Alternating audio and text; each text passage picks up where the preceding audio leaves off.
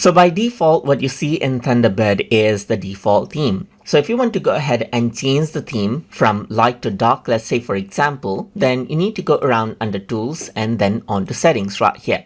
Then around on the left hand side, you can see that add-ons and themes is an option. So if you were to go around and click right here, then what happens is that you get to the theme option right here. So over here on the left hand side, you can simply go around onto themes, and right now it's set to system theme. That is, if the system is in light mode, then it'll display night mode, and dark mode if it is on dark mode. But I can go around over here and enable, let's say for example, the dark theme right here, and now everything becomes dark, as you can see right here, just like this, which does help to conserve battery in many devices.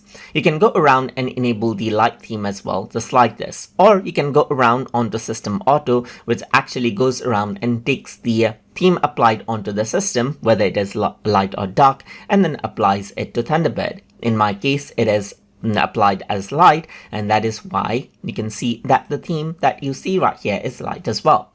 And that is how you can go ahead and change out themes as you like inside of Thunderbird. So hope you guys learned something as always, and as always, please like, comment, share, and subscribe.